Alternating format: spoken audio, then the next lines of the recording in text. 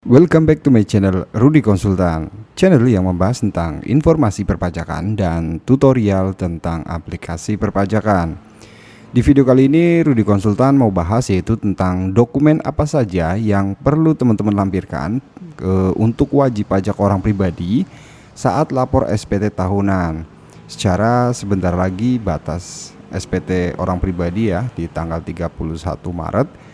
Itu kurang lebih ya 1,5 bulan lagi lah dari video ini terbit.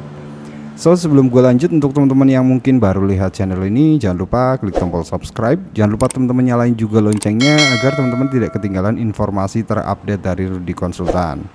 Dan jika teman-teman juga butuh jasa konsultan pajak untuk SPT tahunan orang pribadi, badan maupun CV atau firma ya, teman-teman bisa hubungi nomor WhatsApp kami yang tertera di profil channel kami. Ini saya kutip dari ddtcnews.co.id bahwa dokumen yang perlu dilampirkan untuk wajib pajak orang pribadi saat lapor SPT tahunan. Ya, wajib pajak orang pribadi perlu diperhatikan ketentuan terkait dengan dokumen lampiran dan yang dipersyaratkan seperti diatur pada Peraturan Dirjen Pajak Per 02/PJ tahun 2019 ya, sebelum menyampaikan SPT tahunan. Bila dokumen yang dipersyaratkan tidak dilampirkan ketika wajib pajak orang pribadi menyampaikan SPT tahunan, maka SPT tersebut dapat dikatakan sebagai SPT yang tidak lengkap. SPT yang dinyatakan tidak lengkap jika keterangan atau dokumen yang dipersyaratkan belum sepenuhnya dilampirkan pada penyampaian SPT tahunan atau SPT masa. Bunyi dari pasal 12 ayat 5 huruf H ya, Per 02/PJ tahun 2019. Nah, bila status kurang bayar, bukti pembayaran PPh pasal 29 atau surat setoran pajak ya, atau sarana administrasi lainnya yang perlu dilampirkan. Nah, ini khusus bagi wajib pajak yang menyelenggarakan pembukuan, neraca dan laporan rugi laba serta keterangan lainnya yang perlu dilampirkan. Jika wajib pajak orang pribadi yang memiliki laporan keuangan yang sudah diaudit KAP ya, kantor akuntan publik, maka laporan keuangan tersebut harus dilampirkan. Selanjutnya, apabila wajib pajak menggunakan norma perhitungan penghasilan neto atau NPPN untuk penghitungan PPh terutang, maka SPT tahunan harus dilampirkan, yaitu rekapitulasi peredaran bruto dan biaya. Nah, selanjutnya, bila wajib pajak merupakan orang pribadi ya, dengan peredaran perusahaan dengan pengusaha tertentu atau OPPT, perhitungan peredaran bruto dan pembayaran PPh pasal 25 OPPT harus juga dilampirkan. Nah, jika wajib pajak mencantumkan kredit pajak PPh pasal 21, yaitu untuk formulir 1721A1 ya, atau 1721A2, atau bukti pemotongan PPh pasal 21 lainnya juga perlu dilampirkan. Jadi jika teman-teman adalah tenaga ahli, kan biasanya dapat bukti potong setiap bulannya ya. Nah, teman-teman juga harus dilampirkan pada saat pelaporan SPT tahunan. Nah, apabila SPT yang ditandatangani oleh kuasa merupakan konsultan pajak atau wajib pajak, jadi ada surat khusus yang perlu dilampirkan.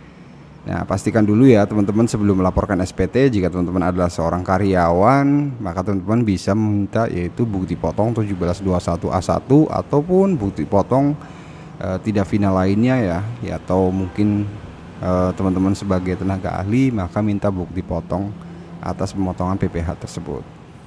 Nah, bagi wajib pajak orang pribadi yang sudah meninggal dan SPT-nya ditandatangani oleh ahli waris, surat keterangan kematian harus juga dilampirkan. Bila SPT tahunan turut memperhitungkan kompensasi kerugian, wajib pajak orang pribadi harus melampirkan perhitungan kompensasi kerugiannya. Kemudian bagi wajib pajak suami istri dengan status pisah harta ya. Jadi jika teman-teman punya suami istri terus kemudian NPWP-nya berbeda, terus kemudian ada pemisahan hartanya ataupun memilih terpisah, perhitungan PPh terutang bagi wajib pajak berstatus PH atau MT harus juga dilampirkan. Terus kemudian wajib pajak yang membayar PPh menggunakan skema PPh final sesuai dengan PP 23 tahun 2018 yang 0,5% ya teman-teman, harus melampirkan perhitungan peredaran bruto dan pembayaran PPh final UMKM. Jadi teman-teman harus ada format PDF-nya yang bukti potong yang sudah dibayar ya. Jadi PPh final Januari, Februari sampai dengan masa Desember yang sudah teman-teman bayarkan juga. Terus kemudian silakan bukti bayar tersebut teman-teman bisa scan terus kemudian jadiin satu ya, dan bisa dilampirkan pada saat pelaporan SPT tahunan. Terus kemudian kita lanjut ya. Jika wajib pajak turut memperhitungkan zakat dan sumbangan keagamaan, untuk menentukan nilai PPh terutang, bukti pemotong zakat atau sumbangan juga harus dilampirkan. Dan yang terakhir, wajib pajak orang pribadi harus melampirkan penyusutan dan amortisasi fiskal apabila penyelenggaraan pembukuan dan di dalam laporan keuangan tersebut terdapat biaya penyusutan atau amortisasi. Nah itu dia ya yang perlu teman-teman perhatikan pada saat mau melaporkan SPT tahunan orang pribadinya.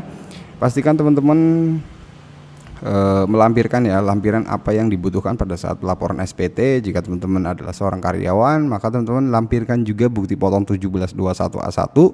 Jika teman-teman adalah seorang pengusaha terus kemudian menjalankan UMKM ya, maka teman-teman juga harus melampirkan yaitu perhitungan PP 23 yang 0,5% yaitu dari bulan Januari sampai dengan masa Desember, termasuk juga bukti bayarnya.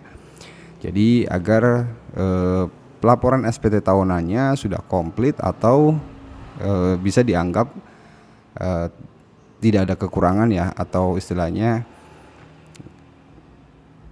berhasil, agar SPT kita dianggap lengkap. So sebelum gua closing, untuk teman-teman yang rasa video ini bermanfaat, tidak ada salahnya share ke teman-teman kalian ya, agar teman-teman kalian juga tahu bahwa apa saja yang perlu dilengkapi sebelum melaporkan SPT tahunan. Dan jika teman-teman juga butuh jasa konsultan pajak, teman-teman juga bisa hubungi nomor WhatsApp kami yang tertera di profil channel kami. Terima kasih sudah menonton, sehat-sehat selalu teman-teman, dan sampai jumpa.